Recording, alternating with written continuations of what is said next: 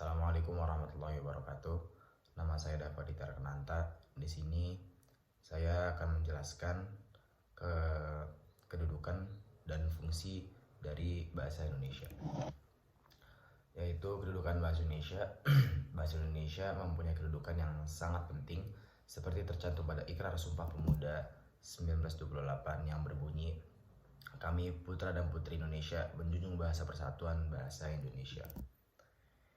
Di sini menjelaskan berarti bahwa bahasa Indonesia sebagai bahasa nasional kedudukannya berada di atas bahasa-bahasa daerah. Selain itu, di dalam Undang-Undang Dasar 1945 tercantum pasal khusus bab 105 pasal 36 mengenai kedudukan bahasa Indonesia yang menyatakan bahwa bahasa negara ialah bahasa Indonesia. Dengan kata lain, ada dua macam kedudukan bahasa Indonesia. Pertama, bahasa Indonesia berkedudukan sebagai bahasa nasional sesuai dengan Sumpah Pemuda tahun 1928.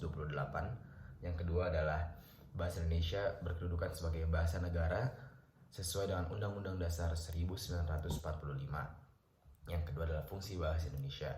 Di dalam kedudukannya sebagai bahasa nasional, bahasa Indonesia berfungsi sebagai dua, yakni lambang kebanggaan kebangsaan, dan kedua lambang identitas nasional. Dan ketiga, ada alat perhubungan antar warga, antar daerah, dan antar budaya. Dan yang keempat, alat untuk mempersatukan berbagai suku bangsa dengan latar belakang sosial budaya dan bahasanya masing-masing ke dalam kesatuan kebangsaan Indonesia.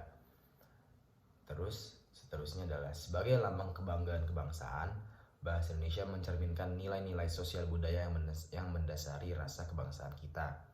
Atas dasar kebanggaan ini, bahasa Indonesia kita pelihara dan kita kembangkan serta rasa kebanggaan pemakainya senantiasa kita bina. Sebagai lambang identitas nasional, bahasa Indonesia kita junjung di samping bendera dan lambang negara kita. Di dalam melaksanakan fungsi ini, bahasa Indonesia tentulah terus memiliki identitasnya sendiri pula sehingga ia serasi dengan lambang kebangsaan kita.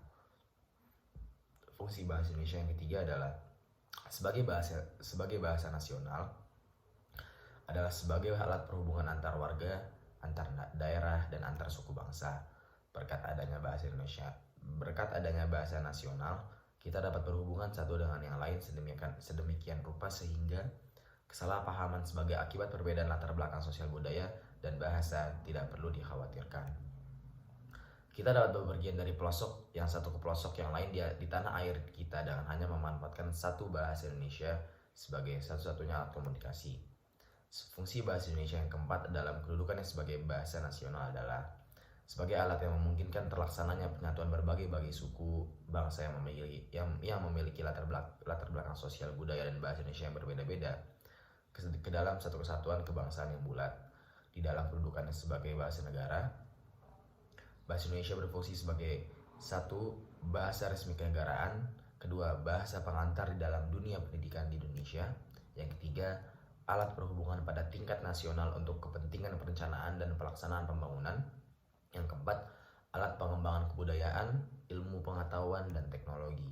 Sebagai bahasa resmi kenegaraan, bahasa Indonesia dipakai di dalam segala upacara peristiwa dan kegiatan kenegaraan, baik dalam bentuk lisan maupun untuk bentuk tulisan. Termasuk ke dalam kegiatan-kegiatan itu adalah penulisan dokumen-dokumen dan putusan-putusan serta surat-surat yang dikeluarkan oleh pemerintah dan badan-badan kenegaraan lainnya, serta pidato kenegaraan. Sebagai fungsi yang ketiga di dalam kedudukannya sebagai bahasa negara, bahasa Indonesia adalah alat perhubungan pada tingkat nasional untuk kepentingan perencanaan dan pelaksanaan pembangunan nasional dan untuk kepentingan pelaksanaan pemerintah. Sebagai fungsi yang kedua di dalam kedudukannya sebagai bahasa negara, bahasa Indonesia merupakan bahasa pengantar di lembaga-lembaga pendidikan mulai dari taman kanak-kanak sampai dengan perguruan tinggi di seluruh Indonesia. Kecuali di daerah-daerah seperti daerah Aceh, Batak, Sunda, Jawa, Madura, Bali, dan Makassar yang menggunakan bahasa daerah sebagai bahasa pengantar sampai dengan tahun ketiga pendidikan dasar.